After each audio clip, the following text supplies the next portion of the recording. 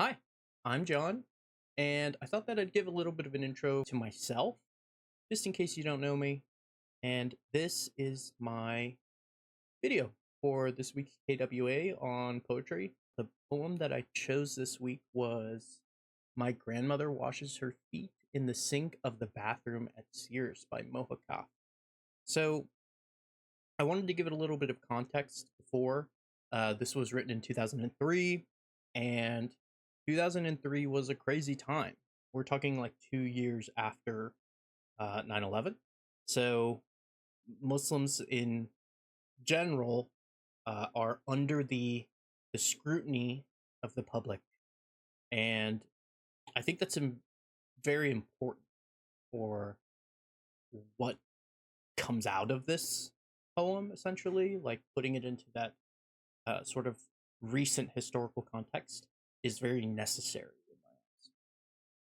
But even before that, if you have ever had a relative that was born and raised in a country outside of the United States, then the chances are that you have a few stories about any sort of cultural clash between these family members or friends, even, and like the common day to day life etiquette of America or American life in general.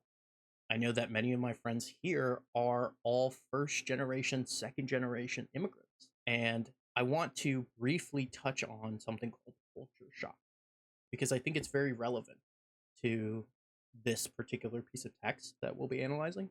So, culture shock, or moving, traveling to, or experiencing a new country, it often results in this experience. And that is the phrase that you've been hearing me say, culture shock.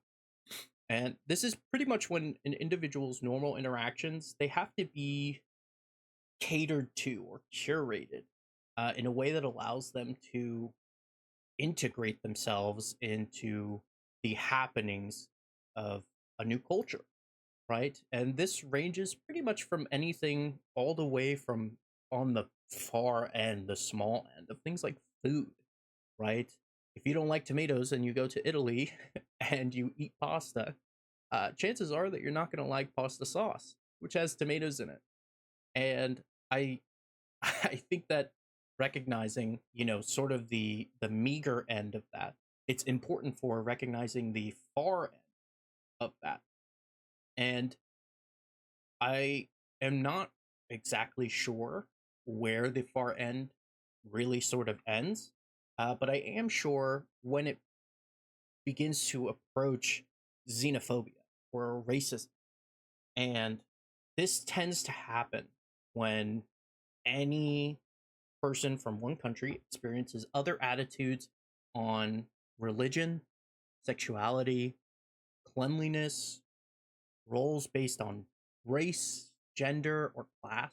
And everybody can sort of tell exactly, when things sort of start to feel uncomfortable. And it's like, oh, is that is that not okay? Is that not cool? And where is the line? What constitutes sort of this blatant discrimination as opposed to the difficulty or the adjustment period that comes when handling something like culture shock? Well, let's find out. This poem is from a collection by the same author titled Emails from Scheherazade. And this was all written in 2003, but Scheherazade itself, as like this idea, is, I don't know how to describe this. Scheherazade is the name, right? In the phonetic sense, but Scheherazade is how it is spelled out when in reference to the thing that Mohawk is referencing. I hope that makes sense. Because Scheherazade is how she titles it in her collection, but Scheherazade, the fictional Persian queen and storyteller, in the series of stories known as the 1001 Nights, is sort of what it seems like she's referencing. I'm not entirely sure. If she is, I think it's pretty clever that she has taken the E from the end of that name, from the name of the queen and the storyteller and put it at the front of her title of the collection in total, which is emails from Scheherazade. And I think that this is very much intentional, and it sort of gives this contemporary feeling to the title while possibly even alluding to what a modern setting has sort of taken from the names of these people, right? And that's just a shot in the dark, but that's what I uh, thought initially. That's where my mind went for the TLDR before I begin analysis, because a lot happens. A lot happens in this poem. It's not that long, but there are these like moment to moment things that happen that I think are really important. So essentially, this is about a really uncomfortable situation where a grandmother and a granddaughter are in the bathroom just at Sears. And grandma is like, oh, it's, X o'clock. I have to pray. And when she is ready to pray, she has to do certain things in order to prepare herself for prayer. I am not a Muslim. I am not of Islamic teachings or the Islamic faith, and I will probably get a bunch of this wrong. However, it's my understanding that at certain times of day, Muslims pray toward the West, or the quote unquote West from wherever you are, toward Mecca. And it seems like this is what she is preparing to do. And in this ritual, she has to do something called wudu, which I've not heard of before, but it is the ritual practice of washing your feet. And where is grandma going to do it? Here at Sears. Probably not the toilet. So she just pops that bad boy right over the sink and starts washing her feet, to the dismay of a couple other people in the bathroom. And these people come over, and at first it's sort of these glares, these disdainful looks, but eventually one of the onlookers, they're in the women's bathroom, so one of the women that is looking at them, looking at the grandmother wash her feet, comes over and she says, hey, don't do that. And even goes as far as to, when she realizes that the grandmother only speaks Arabic, she goes as far as to speak to our narrator, which is the granddaughter. And the granddaughter is sort of put in this situation where it's like, oh, this woman is telling me to tell my grandma not to wash her feet in the sink right now. And then her grandma tells her, like, hey, no, these people, tell them to get the heck out of here, buzz off, right?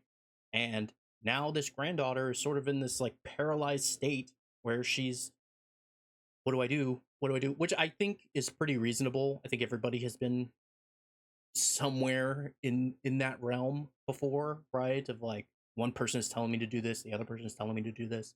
What do I do? But she does nothing. And she smiles at the women and she shrugs at her grandmother, and then they leave. That's the end of the story. But that's like the TLDR version of it, right? So I want to really sort of sink our teeth into a few things here so that way we can get into specifics. First, I want to talk about why I chose this poem. I am the son of a first generation and second generation immigrant.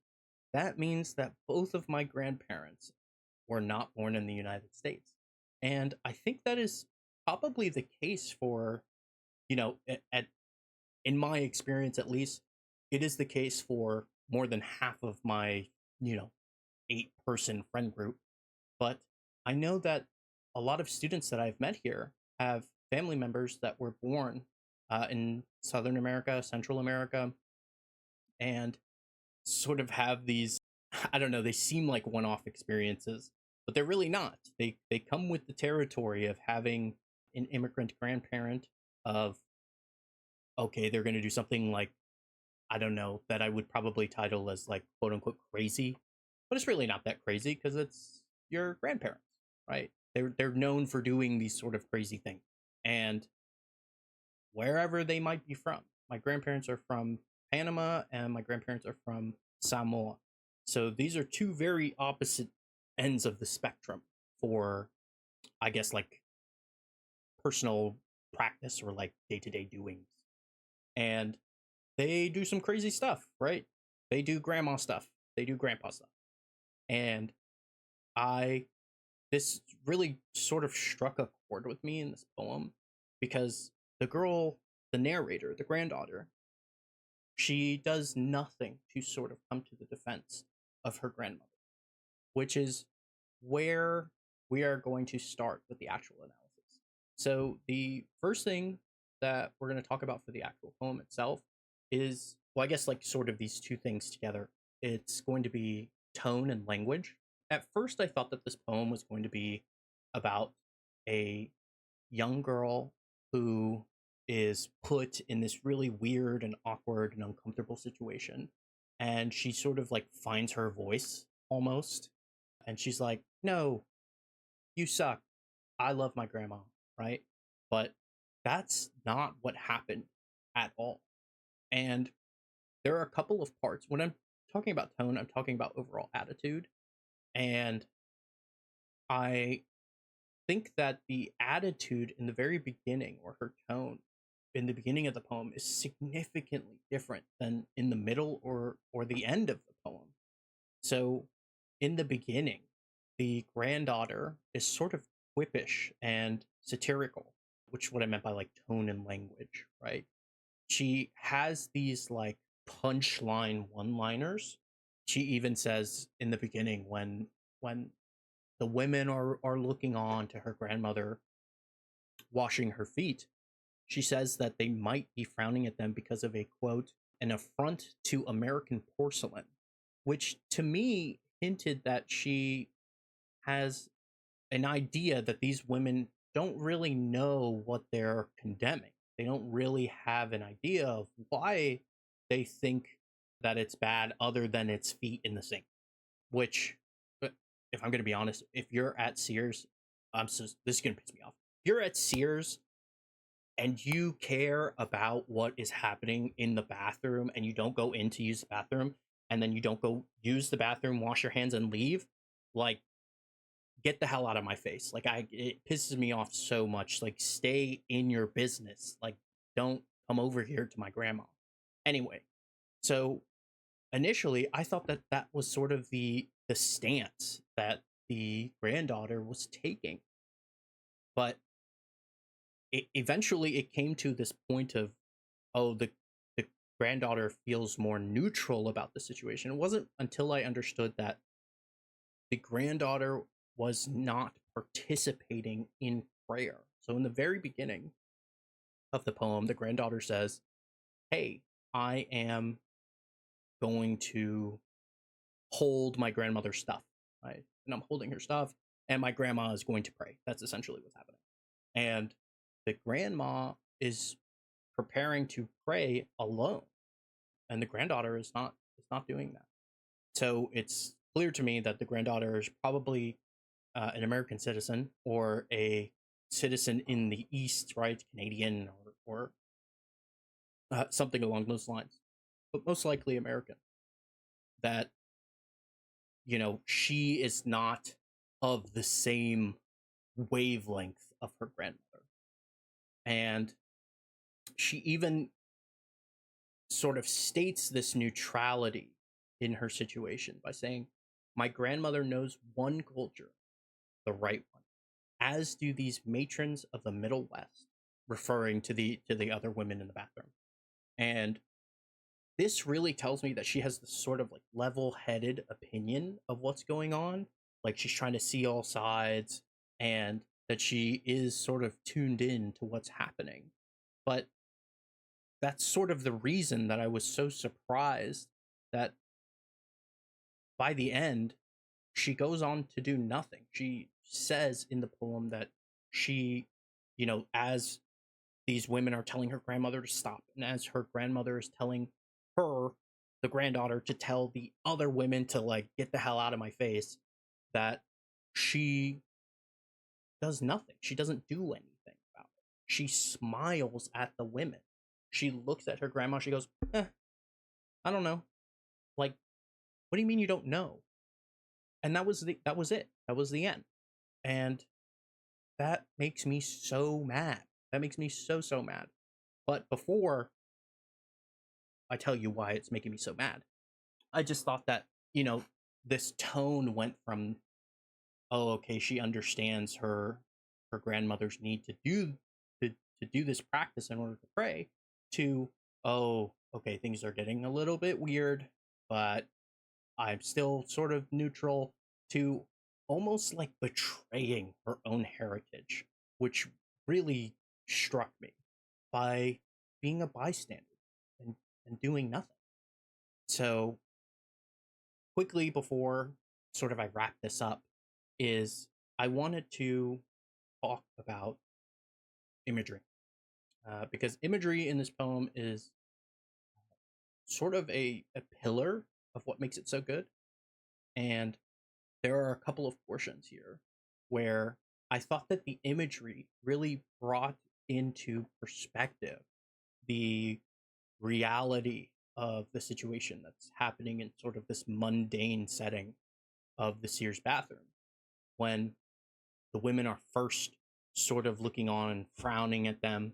The narrator says, my grandmother, though she speaks no English, catches their meaning, and her look in the mirror says, I have washed my feet over Iznik tile in Istanbul with water from the world's ancient irrigation systems. I have washed my feet in the bathhouses of Damascus over painted bowls imported from China, among the best families of Aleppo.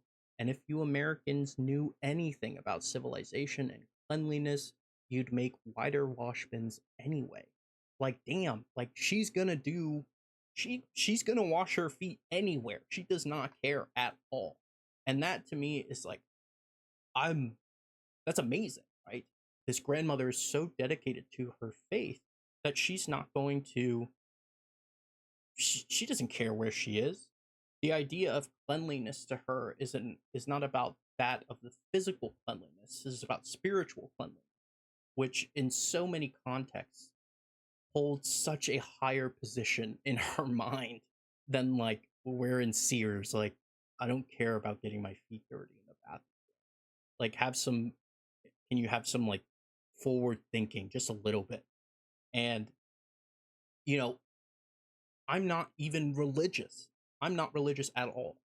But how could you not appreciate such a firm dedication, and this dedication to lifestyle that the grandmother has? And the granddaughter knows all of this, and she even does a great job at contrasting the grandmother's own experiences with how the women who are looking at them so disgustedly might be thinking of them.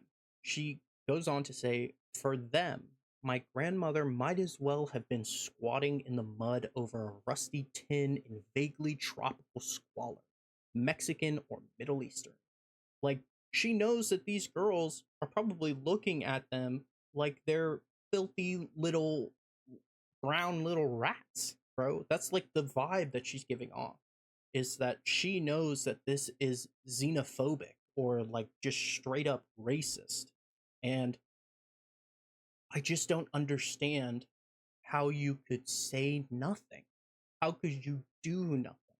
Which is going to lead me into my sort of my conclusion, which is, I guess, a portion of my thesis, right? Is that the author's use of tone and imagery and satire really effectively displays the narrator's struggle to reconcile her own multicultural identity by highlighting the dichotomy between these Western and Muslim values. And I mean, what bigger struggle to have than that of the readers? Because it's making me so upset that this girl, at whatever age, didn't say anything. But I sort of can't blame her, right? because this poem reads like a almost like a diary entry that you had when you were like a middle schooler, right? And you know these things about your life, about the people in your life, like your grandmother. And even though you know them, having them be so strongly tied to your own personal experience and identity doesn't always happen immediately, or if ever, right? Doesn't always happen immediately. And I feel like that's a case of what we have going on here is this was the experience of a very young girl who was with her grandmother in the bathroom when something like this happened. And it was this bare bones account of neutrality due to age or inexperience. And it feels almost like she's writing it to herself so that way she can reread it later in her life, you know, when she's 30 or 40 and appreciate these aspects of her grandmother and these aspects of her heritage that at one point she was not so endowed with, right? Even if you are not a firm practitioner, even if you are not a firm practitioner of these these sort of aspects of your own heritage doesn't mean that you are not connected to them or that you have a pride to have them as a part of your identity. And you know, was the author's sort of intent to show or put on display this idea of, you know, what do you do differently than this girl? You know, do you make a big fuss? Do you tell these women, like, no, that's my grandmother, mind your business? I don't know. I personally would I would fight them, right? I don't know how else to say that, but like I would be not my grandma, right? Not my grandma. Mind your business. Like, who even cares? We're in the Sears bathroom. Like, are you ready to die on this hill, bro? Over what? The Calvin Klein display, bro? No. Who cares, right? So I I think that if it's a sort of the author's intention to evoke this feeling of what would I do, that they did a very good job. And do I think that she was wrong? The granddaughter, that is, for, you know, not doing anything? Not necessarily. I don't think that she was wrong. I think that she should have done something. But really, hindsight is 2020, right? You can always look at it back then and know exactly what you should do, but knowing in the moment is very difficult. And I think that there is sort of, you know, thinking about it is almost enough of an accomplishment for, hey, maybe I shouldn't let people treat me this way or those in my life this way because of their culture. I don't know. What do you guys think? What do you think? Do you think that the granddaughter was right in, you know, not doing anything and just sort of smiling, shrugging it off? Or do you think that she should have done a little bit more? Or do you think that, you know, hey, you live and you learn. What can you do? I'm not sure. But I really enjoyed this poem.